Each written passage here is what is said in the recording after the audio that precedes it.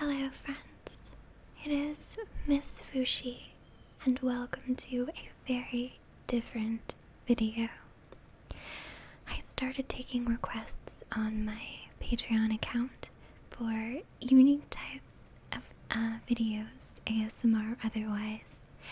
This one was requested by Deep Chill and they asked me to read a story and involve water noises, which I'm going to attempt for the very first time today. So please be patient with me as I learn how to properly do this. So I've got some containers of water here. This one I actually put some nail polish into to make it blue, and it kind of just looks like a bottle that used to have some sort of blueberry jelly or something in it, but I think it'll be okay. So, the story that we're going to read today is actually one that I've had for a very long time. This is one of my childhood storybooks. See, with the price sticker still on it and everything. And we are going to read the old story of The Little Mermaid. It is a favorite of mine. I love the Disney version too, but I really like the classic one. So let's turn all those pages. That sounds neat. There we go. If you can see, I have the Little Mermaid here. So I'm going to read it and try and add some sounds where appropriate. Let me know what you think. I hope you enjoy it, everyone, and I hope you enjoy it, Deep Chill. Thank you for the request. So, The Little Mermaid. Here's my little...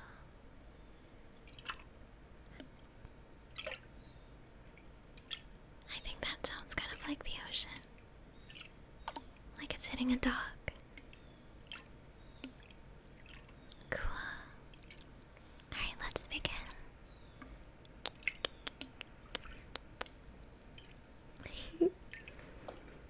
Far out at sea, the water is as blue as the bluest cornflower, and as clear as the clearest crystal.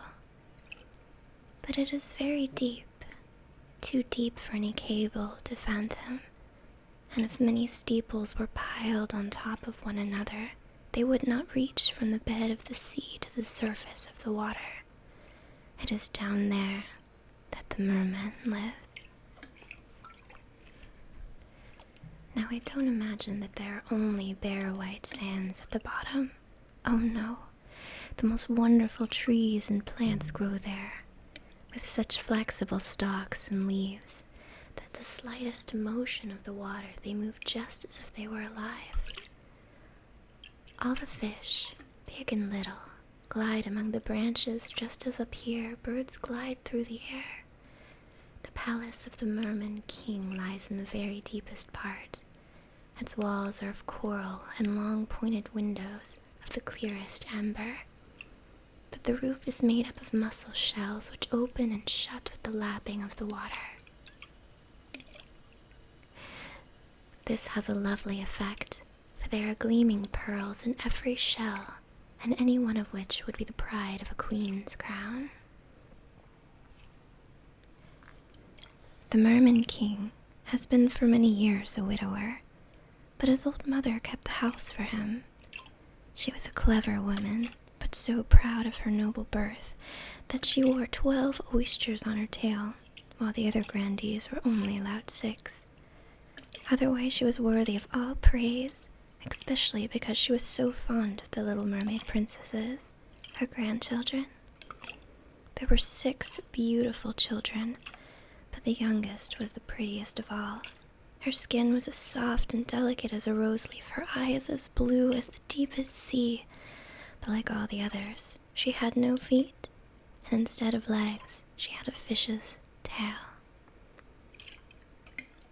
All the livelong day, they used to play in the palace in the great halls, where living flowers grew out of the walls, with the great amber windows were thrown open.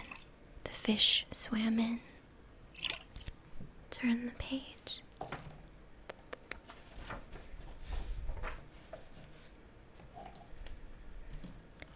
I'll have to hold this page down.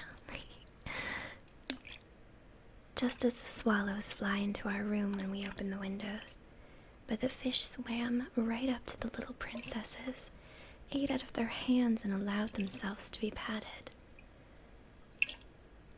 Outside the palace was a large garden with fiery red and deep blue trees, the fruits of which shone like gold while the flowers glowed like fire on their ceaselessly waving stalks.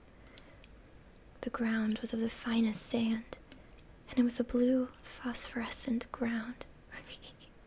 Sorry, I messed up. Everything was bathed in a wondrous blue light down there. You might more readily have supposed yourself to be high up in the air, with only the sky above and below you, than that you were at the bottom of the ocean. In a deep calm, you could catch a glimpse of the sun like a purple flower with a stream of light radiating from its calyx. Each little princess had her own little plot of garden, where she could dig and plant as she liked. One made her flower bed in the shape of a whale, but another thought it nice to have hers like a little mermaid. But the youngest made hers quite round like the sun, and she would only have flowers of a rosy hue like its beams. She was a curious child, quiet and thoughtful, and while the other sisters decked out their garden with all kinds of extraordinary objects which they got from wrecks, she would have nothing besides the rosy flowers like the sun up above, except for a statue of a beautiful boy. It was hewn out of the purest white marble, and had gone to the bottom by some wreck. By the statue she planted a rosy red weeping willow which grew splendidly, and the fresh delicate branches hung round and over it, till they almost touched the blue sand where the shadows showed violet, and were ever moving like the branches. It looked as if the leaves and roots were playfully interchanging kisses. Nothing gave her greater pleasure than to hear about the world of human beings above. She made her old grandmother tell her stories about ships and towns, people and animals, but all above it seemed strangely beautiful. Not so at the bottom of the sea, but in the woods that were green and the fish that could be seen among the branches. They could sing so loudly and sweetly it was a delight to listen to them. You see, the grandmother called the little birds fish, or the mermaid would not have understood her, as they never had seen a bird. When you were 15, said the grandmother, you were allowed to rise up from the sea and sit on the rocks in the moonlight and look at the big ships sailing by, and you would also see the woods and towns. One of the sisters would be 15 in the following year, but the others, well, they were each 1 year younger than the other. The youngest had 5 whole years to wait before she would be allowed to come up from the bottom to see what things were like on earth. But each one promised the others to give a full account of all that they had seen and found most wonderful on the first day. Their grandmother could never tell them enough, for there were so many things for which they wanted information. None of them were so full of longings as the youngest, the very one whom had had the longest time to wait, and it was so quiet and dreamy. Many a night she stood by the open windows and looked into the dark, blue water, which the fish were lashing with their tails and fins.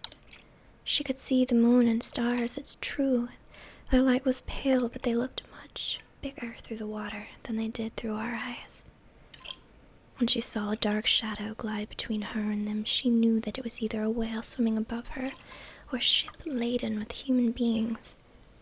I am certain they never dreamt that a lovely little mermaid was standing below them, stretching up her white hands towards the keel. The eldest princess had now reached her 15th birthday and was to venture above the water.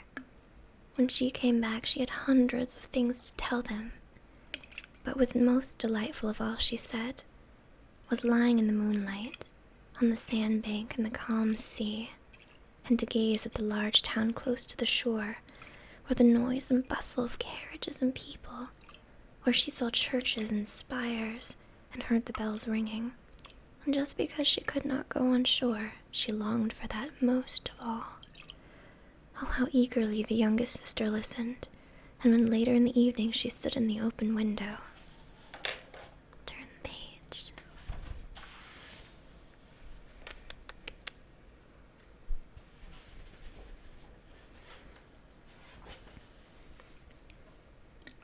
She looked up through the dark blue water and thought of the big town with all its noise and bustle, and fancied that she could even hear the church bells ringing.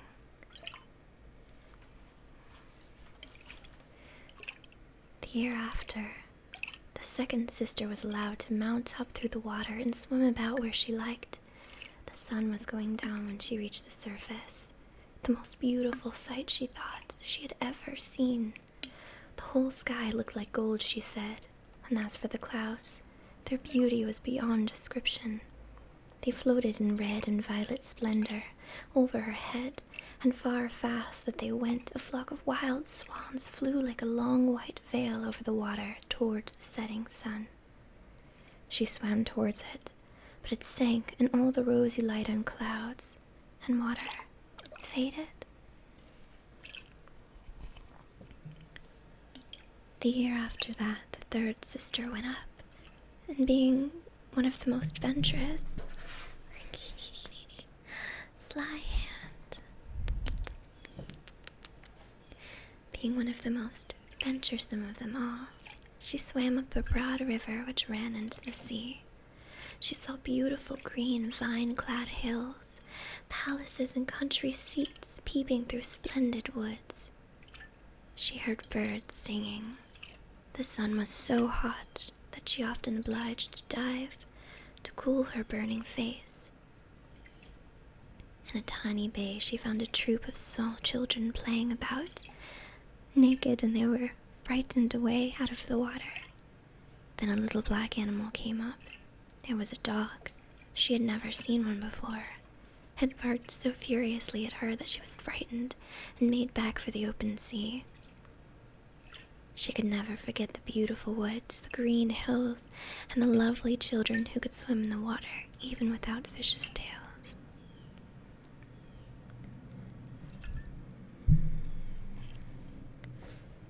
The fourth sister was not so brave. She stayed at the remotest part of the ocean, and according to her account, that was the most beautiful spot. You could see for miles and miles around you. The sky above was like a great glass dome. She had seen ships, but only far away, so that they looked like seagulls. There were grotesque dolphins turning somersaults and gigantic whales squirting water through their nostrils like hundreds of fountains on every side.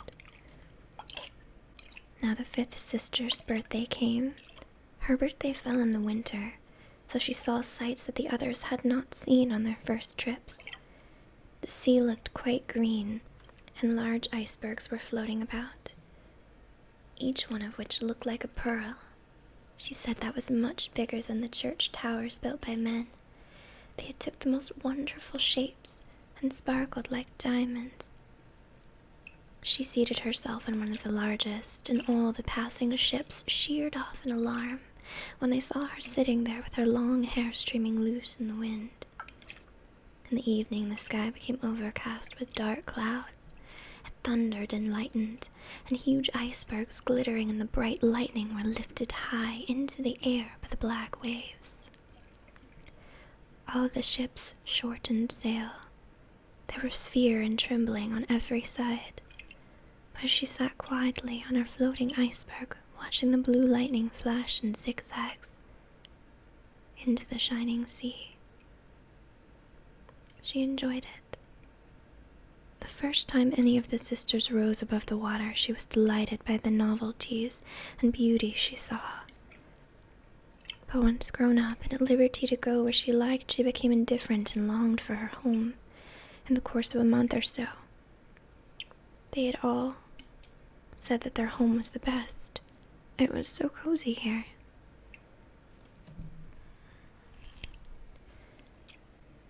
Many an evening the 5 sisters would interlace their arms and rise above the water together. They had lovely voices, much clearer than any mortal, and when a storm was rising they expected ships to be wrecked. They would sing in the most seductive strains of the wonders of the deep, bidding seafarers to have no fear of them. But the sailors could not understand the words. They thought it was the voice of the storm, nor could it be theirs to see the Elysium of the deep. They could never understand, for when the ship sank they were drowned and only reached the merman's palace in death. When the elder sisters rose up in this manner, arm in arm in the evening, the eldest remained behind quite alone, looking after them as she wept.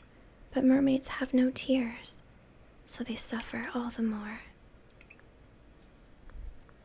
"Oh, if I were only 15, she said. "I know how fond I shall be of the world above, and the mortals who dwell there." At last her 15th birthday came. "Now we shall have you off our hands," said her grandmother, the old Queen Dowager. "Come now, let me adorn you like your other sisters." She put a wreath of white lilies around her hair, but every petal of the flowers was half a pearl. Then the old queen had 8 oysters fixed onto the princess's tail to show her high rank. "But it hurts so," said the little mermaid. "You must endure the pain for the sake of finery," said her grandmother. But oh, how gladly she had shaken off all of this splendor and laid aside the heavy wreath. Her red flowers in her garden would suit her so much better, but she did not dare to make any alteration. "Goodbye," she said, and mounted as lightly and airily as a bubble through the water.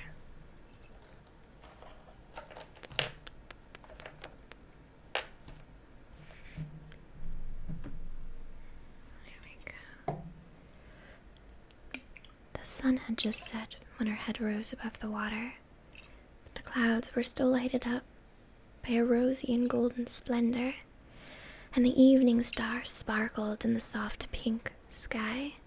The air was mild and fresh, and the sea as calm as a milk pond. A big 3-mast ship lay close by, with only a single sail set.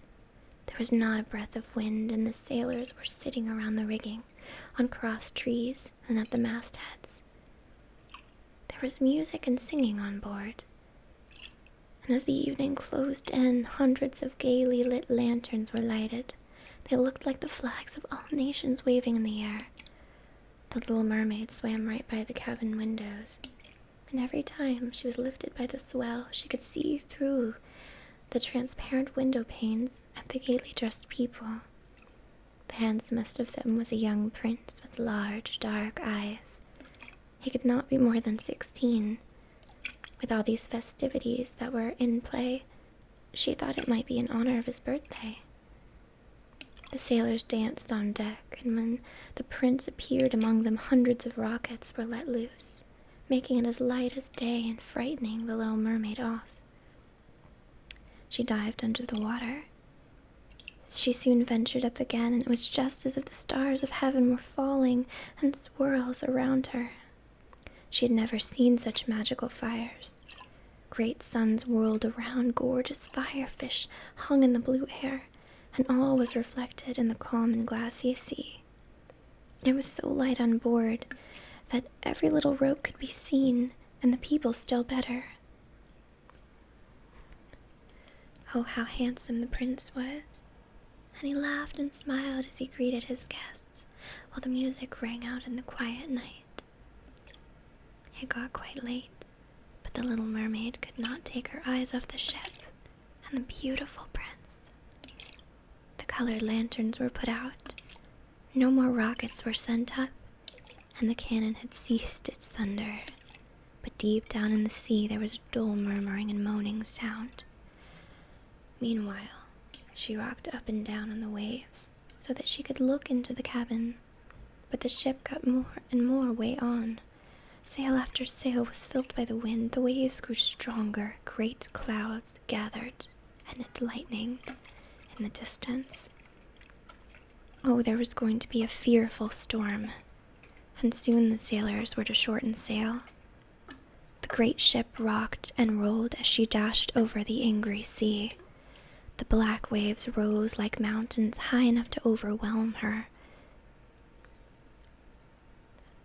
She dived like a swan through them and rose again on their towering crests.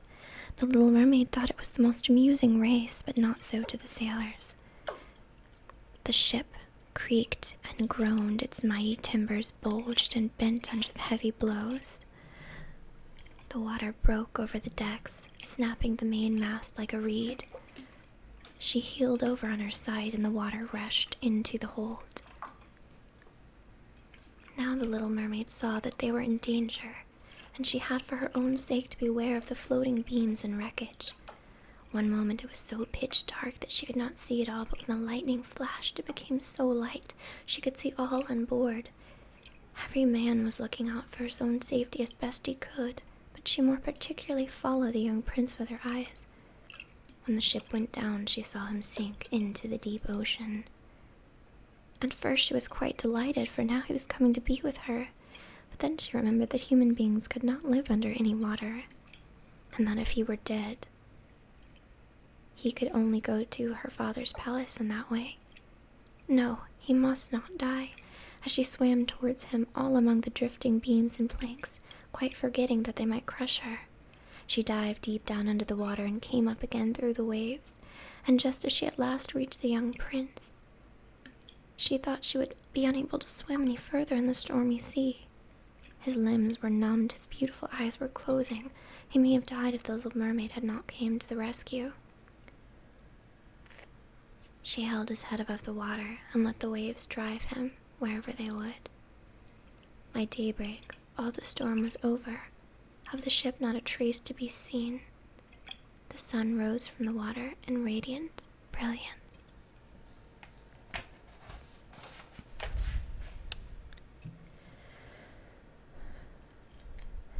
The rosy beams seemed to cast a glow into the life of the prince's cheeks, but his eyes remained closed. The mermaid kissed his fair and lofty brow and stroked back the dripping hair. It seemed to her that he was the marble statue in her garden. She kissed him again and again and longed that he might live. And last she saw dry land before her, high blue mountains on whose summits the white snow glistened as if a flock of swans had settled there. Down by the shore there was a beautiful green wood, and the foreground of a church or temple she did not quite know. But it was a building of some sort. Lemon and orange trees grew in the garden, and lofty palms stood by the gate. At this point the sea formed a little bay, where the water was quite calm, but very deep. Right up to the cliffs, at their foot was a strip of fine white sand to which she swam with the beautiful prince and laid him down on it, taking great care that his head should rest high up in the great warm sunshine. The bells now began to ring in the great white building, and a number of young maidens came into the garden. Then the little mermaid swam further behind some rocks, uncovered her hair and chest with foam, so that no one should discover or see her face. Then she watched to see who would discover the poor prince. It was not long before one of the maidens came up to him. At first she seemed quite frightened, but only for a moment. Then she fetched several others, and the mermaid saw that the prince was coming to life. He smiled at all those around him, but he never smiled at her. You see, he did not know that she had saved him. She felt so sad that he was led away into the great building that she dived into the water and made her way home to her father's palace.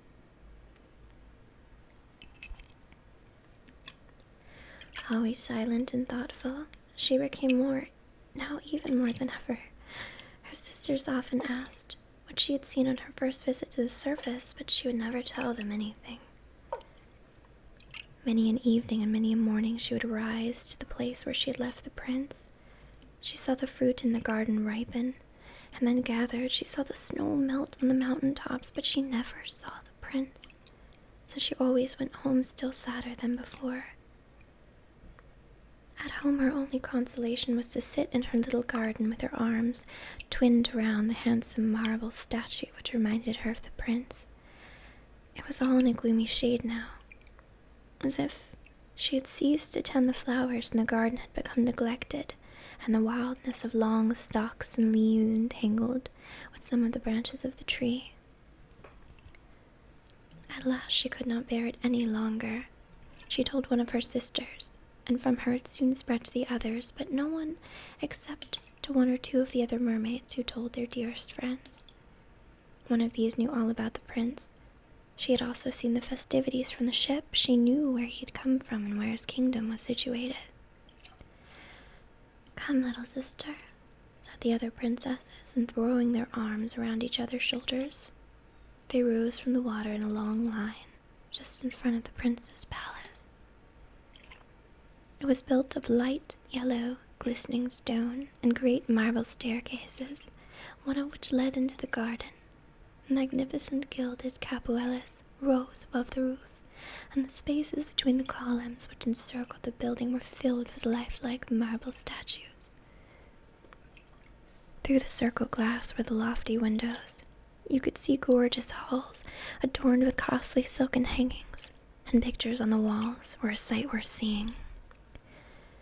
In the midst of the central hall was a fountain played, throwing up jets of water upwards toward the glass stone on the roof. The sunbeams lighted up the water, and the beautiful plants grew in the great big basin. She now knew where he lived, and often used to go there in the evenings. By night over the water, she swam much nearer to the land than any others dared. She ventured right up the narrow channel under the splendid marble terrace which threw a long shadow over the water. She used to sit here looking at the young prince, who thought he was quite alone in the clear moonlight. She saw him many an evening sailing about in his beautiful boat, with flags waving and music playing. She used to peep through the rushing leaves, and the wind happened to catch her long silvery veil, and anyone saw it, they would have thought it was a swan flapping its wings. Many a night she heard the fishermen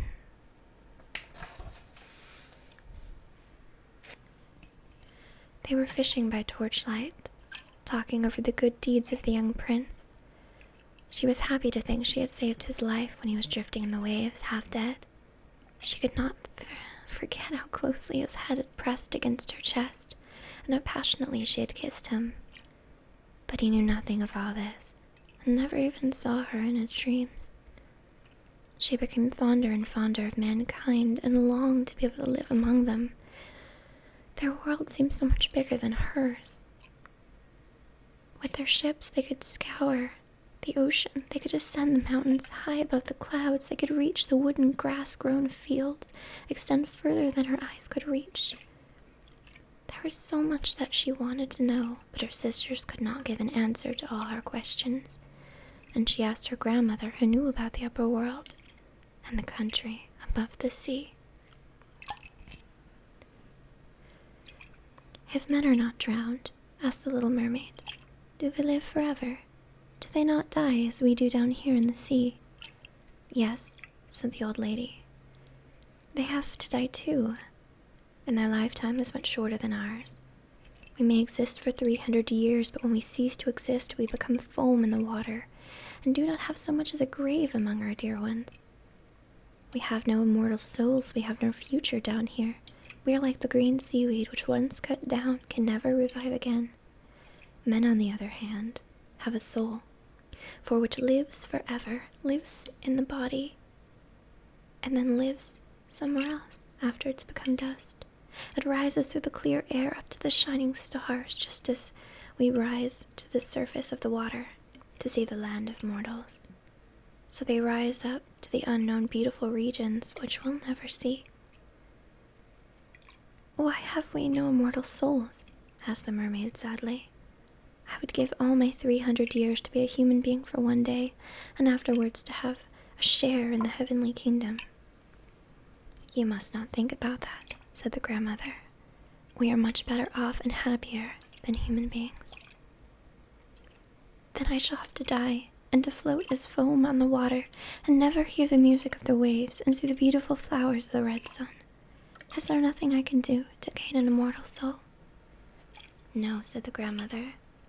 "Only if a human being so loved you, and you were more to him than father or mother, if all his thoughts and all his love were centered on you, that he would let a priest join your hands, and you would vow to become infused with his soul. Thus, and only thus, could you gain a share in the felicity of mankind. He would give you a soul, while yet keeping his own. But that could never happen. That which is your greatest beauty in the sea, your fish's tail, is hideous on earth. And so do they understand about it. To be pretty, you must have those two clumsy things they call legs." And then the little mermaid sighed, and looked sadly at her fish's tail. "Let us be happy," said the grandmother. "We will hop and skip during our 300 years of life. It is surely a long enough time. And after it is over, we shall rest all the better in our graves. There is to be a court ball tonight." There was a much more splendid affair than you would ever see on earth. The walls and the ceiling of the great ballroom were of thick, transparent glass.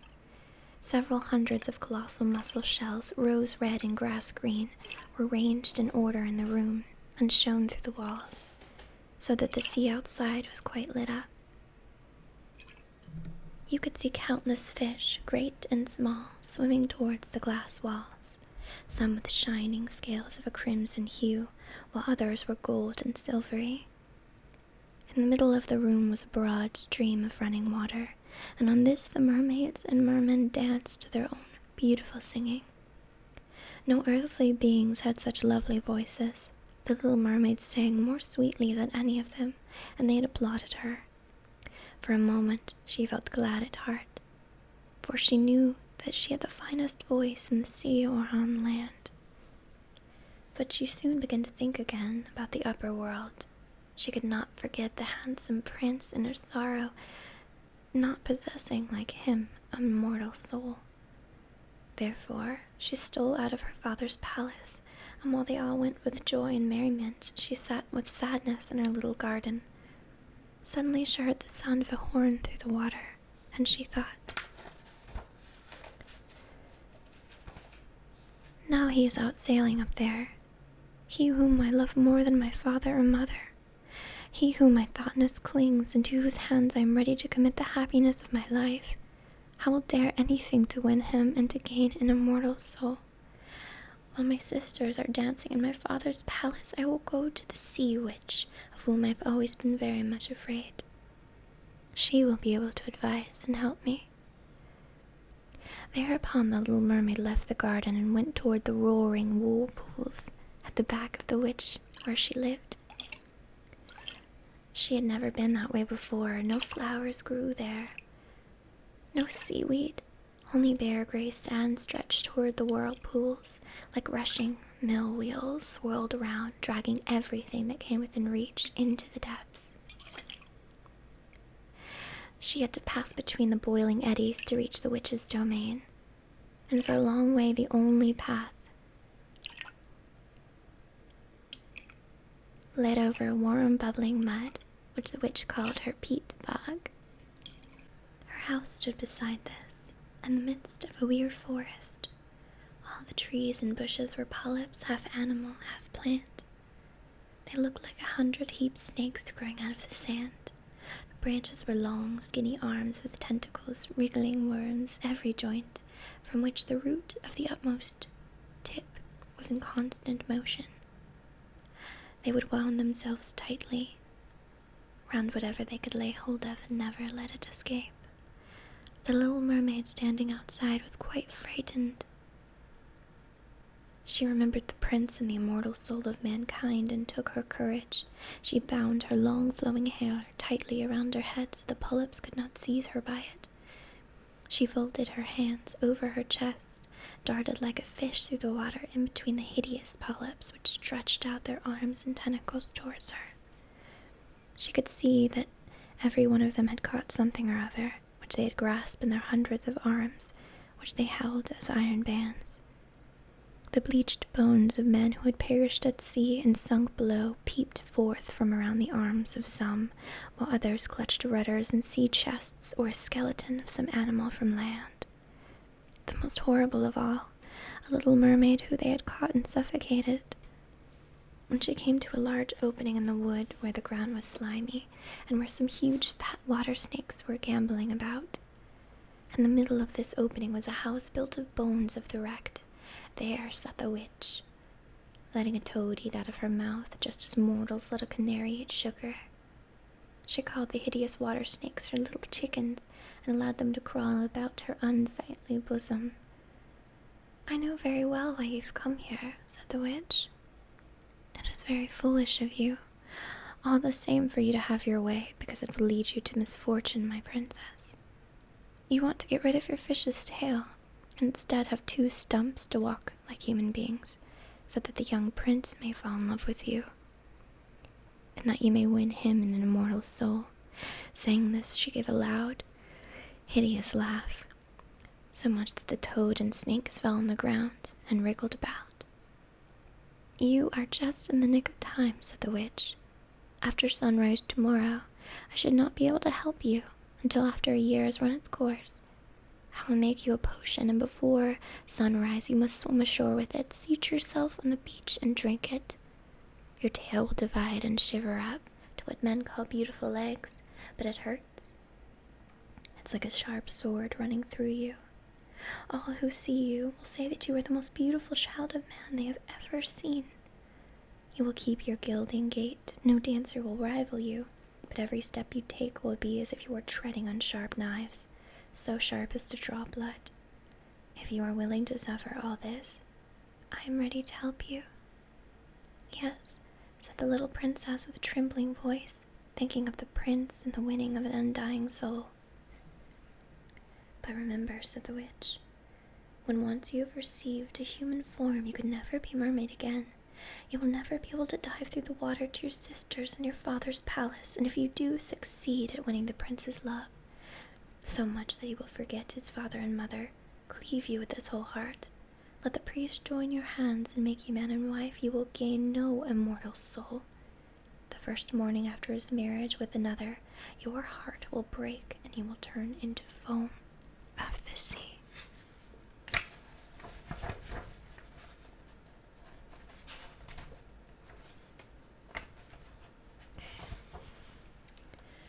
"I will do it," said the little mermaid, as pale as death. "But you will have to pay me too," said the witch. "And it is no trifle that I demand. You have the most beautiful voice of any at the bottom of the sea. I dare say that you think you will fascinate him with it, but you must give me my voice. I will have the best you possess in return for my potion. I have to mingle my own blood with it, as to make it as sharp as a 2-edged sword." "But if you take my voice," said the little mermaid, "what have I left?" "Your beautiful form," said the witch, "your gilding gait, your speaking eyes. With these you ought to be able to bewitch a human heart. Or have you lost courage? Put out your little tongue and I will cut it off in payment for the powerful draught."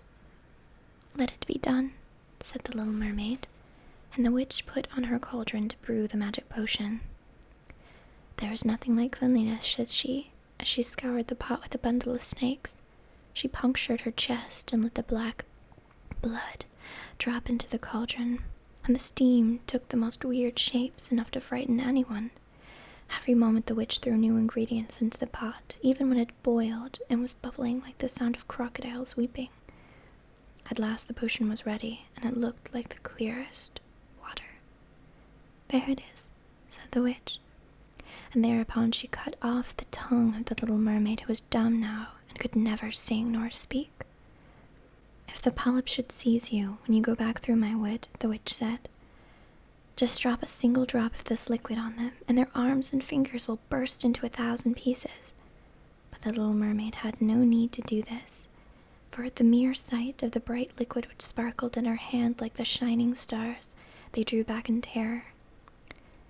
As soon as she got back to the wood, the bog, and the editing whirlpools, she saw her father's palace, the lights maids were all out in the great ballroom, and no doubt all the household was asleep. But she did not dare go in now that she was dumb and about to leave her world forever. She felt as if her heart would break with grief. She stole into the garden and plucked a flower from each of her sister's plots, waved it with her hand countless kisses towards the palace, and rose through the dark blue water. The sun was not risen when she came into sight of the prince's palace and laid at the beautiful marble steps. The moon was shining bright and clear. The little mermaid drank the burning, stinging draught. It was like a sharp two-edged sword running through her tender frame. She fainted away and then lay as if she were dead. When the sun rose from the sea, she stood back up and became conscious of the sharp pain just in front of her eyes. There stood the handsome prince, fixing his coal black eyes on her. She cast hers down and saw that the fish tail was gone. She had the prettiest little white legs that any maiden could desire. She was quite naked, so she wrapped her thick hair around her. The prince asked who she was and how she came here. She looked at him tenderly with a sad expression in her dark blue eyes. She could not speak. When he took her by the hand, he led her into the palace. Every step she took was as the witch had warned before, treading on sharp knives and spikes, but she bore it gladly. Led by the prince, she moved as lightly as a bubble. She had everyone marveling at her graceful gilding gait. Clothed in the costliest silks and muslins, she was the greatest beauty in the palace. But she was still mute and could not sing or speak. Beautiful slaves clad in silks and gold came forward and sang to the prince and his royal parents. One of them sang better than all the others, and the prince clapped his hands and smiled at her. That made the mermaid very sad, for she knew she could sing better herself. She thought, oh, if only he knew for the sake of being with him, I'd given up my voice forever. Now the slaves began to dance, graceful, undulating dances to enchanting music. Thereupon the little mermaid, lifting her white arms and raising herself on tiptoe, glided on the floor with every grace which none of the dancers had attained. With every motion her grace and beauty became more apparent, and her eyes appealed more deeply to the heart than the songs of the slaves. Everyone was delighted with it, especially the prince, who called her his little foundling, and she danced on and on. Notwithstanding that every step her foot touched the ground, it was like treading on sharp knives. The prince said that she should always be near him, and she was allowed to sleep outside his door on a velvet cushion. He had a man's dress made for her so that she could ride with him. They used to ride through scented woods where green branches brushed her shoulders and little birds sang among the leaves. She climbed up the highest mountains with the prince, and although her delicate feet bled and others saw it, she laughed and followed him until they saw clouds sailing below them like a flock of birds, taking flight to distant lands. At home, in the prince's palace, when at night the others were asleep, she used to go out onto the marble steps. Had cooled her burning feet to stand in the cold sea water, and at such times she used to think of those who had been left in the deep. One night, her sisters came arm in arm.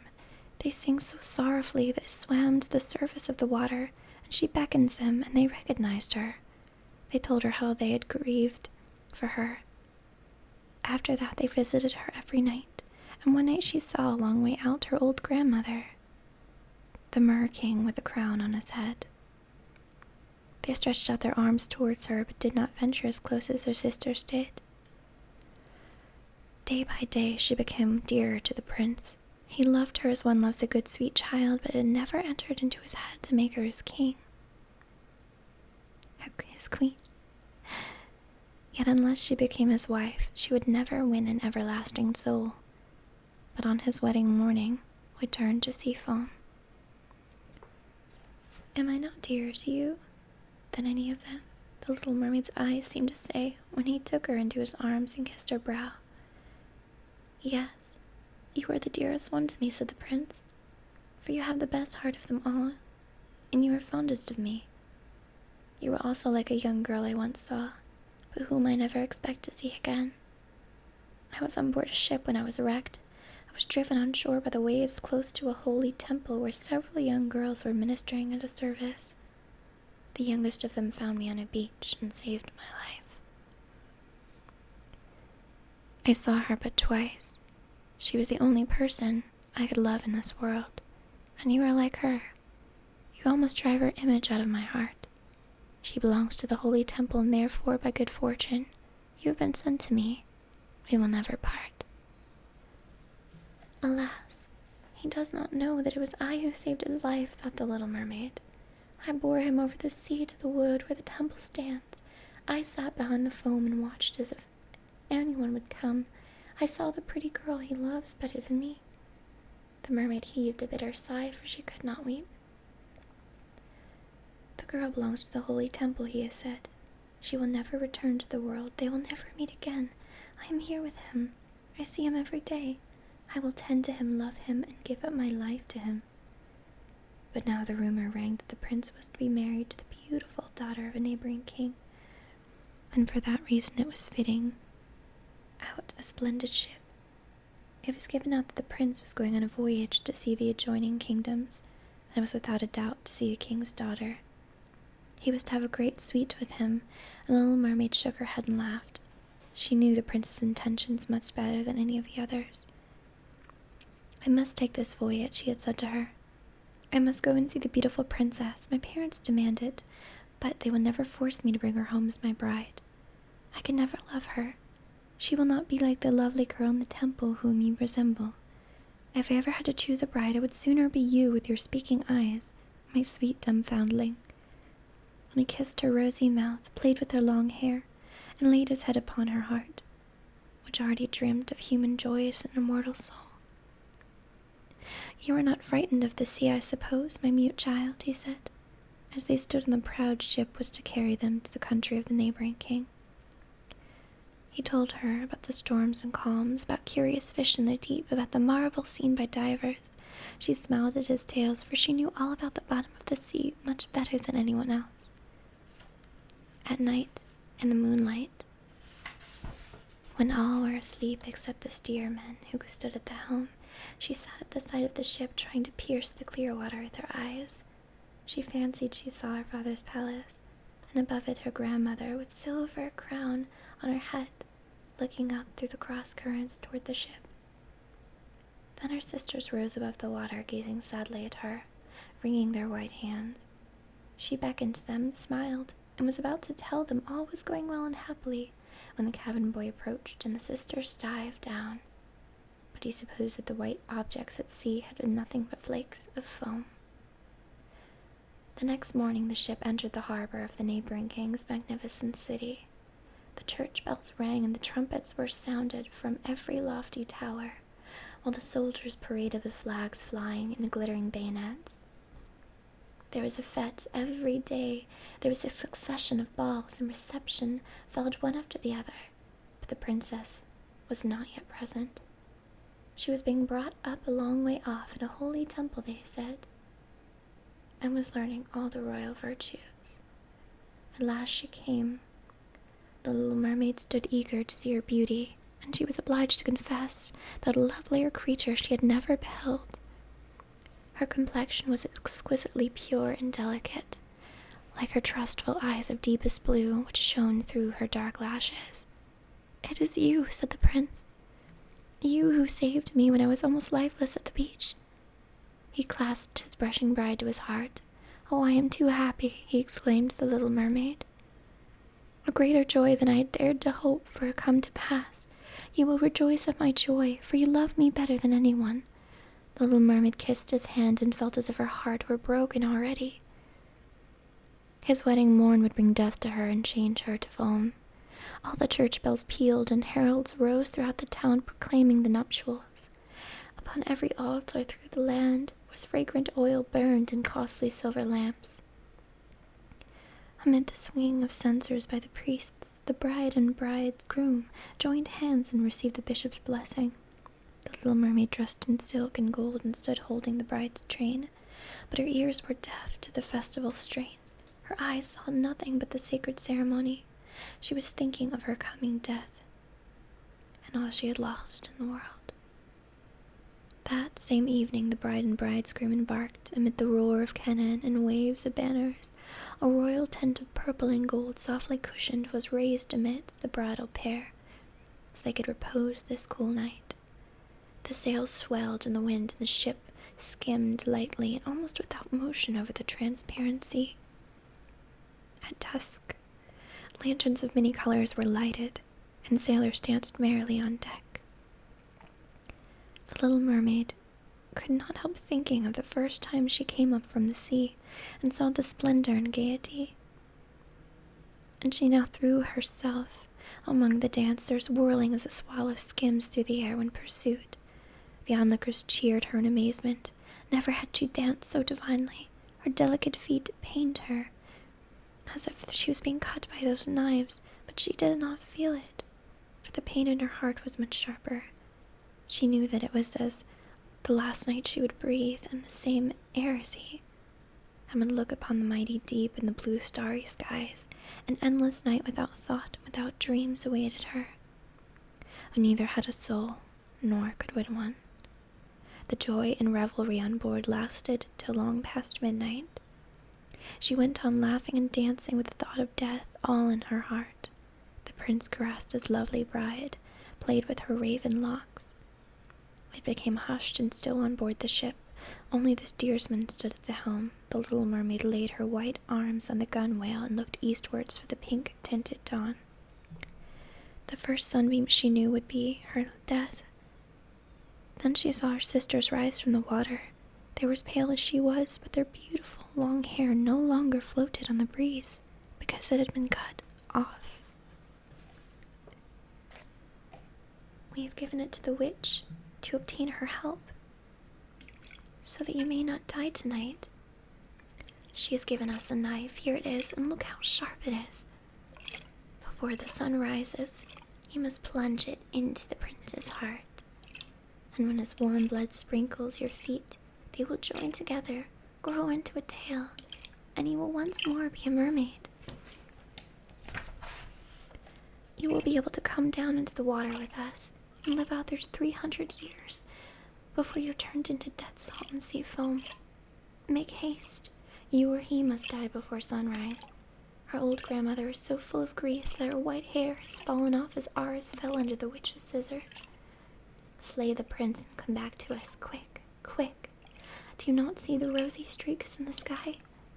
In a few moments the sun will rise and you must die. Saying this, they heaved a wondrous deep sigh and sank among the waves.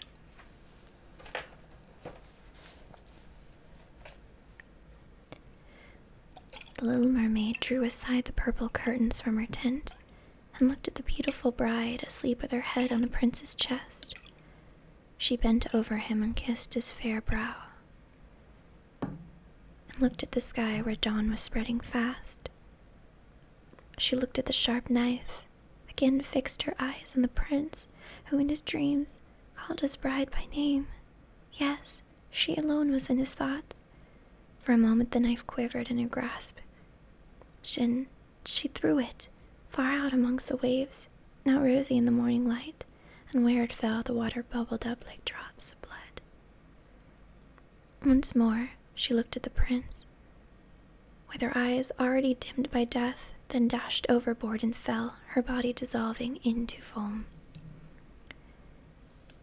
Now the sun rose from the sea, with its kindly beams warmed the deadly cold foam. The little mermaid did not feel the chill of death. She saw the bright sun, and above her floated hundreds of beautiful ethereal beings through which she could see the white ship and rosy heavens. Their voices were melodious, but so spirit-like that no human ear could hear them, any more than an earthly eye could see their forms. Light as bubbles, they floated through the air, without aid of wings. The little mermaid perceived that she had a form like theirs. It gradually took shape in the foam. "To whom am I coming?" said she. Her voice sounded like that of the other beings, so unearthly in its beauty that no music of ours could reproduce it. "To the daughters of the air," answered others. "A mermaid has no undying soul and can never gain one without winning the love of a human being. Her eternal life must depend on an unknown power. Nor have the daughters of the air an everlasting soul, but by their own good deeds they may create one for themselves. We fly to the tropics, where mankind is the victim of hot and pestilent winds, where we bring cool breezes. We diffuse the scent of flowers all around and bring refreshment and healing in our train. When for 300 years we have labored to do all the good in our power, we gain an undying soul and take part in the everlasting joys of mankind. You, poor little mermaid, have with your whole heart struggled for the same thing as we have struggled for. You have suffered and endured, raised yourself to the spirit world of the air, and now by your own good deeds you may in the course of 300 years work out an undying soul. Then the little mermaid lifted her transparent arms towards God's Son and for the first time shed tears. On board ship, all was again life and bustle. She saw the prince with his lovely bride searching for her. They looked sadly into the waves. Unseen, she kissed the bride on her brow, smiled at the prince, and rose aloft with the other spirits of the air to the rosy clouds above. In 300 years, we shall thus float into paradise. We might reach it sooner, whispered one. Unseen we flit into the homes of men where there are children, and for every day that we find a good child who gives pleasure to its parents and deserves their love, God shortens our time of probation. The child does not know that we fly through the room, and when we smile with pleasure at it, 1 year of our 300 is taken away. But if we see a naughty or bad-disposed child, we cannot help shedding tears of sorrow, and every tear adds a day to the time of our probation.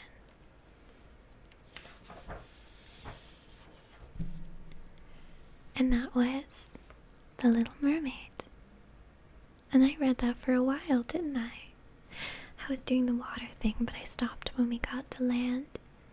And my arm also got really sore. But yes, I really hope that you guys enjoyed this story.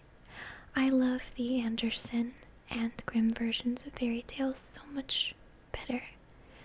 Disney is beautiful in its own right, but I really like these versions of the stories. They're more violent and dark and deep, but they're wonderful. If you guys enjoyed this and would like to see more stories, please let me know. I'd be more than happy to share what I have inside these books. Thank you very much for Deep Chill from my Patreon for requesting this story and for supporting this channel and me. I really appreciate that. And I hope you enjoyed as well. If you guys did like this story, please leave a thumbs up down below so I know. If you know someone who might enjoy this tale, please share it with them. It would make me very grateful. Leave a comment down below and subscribe for more. And I will see you guys in the next video.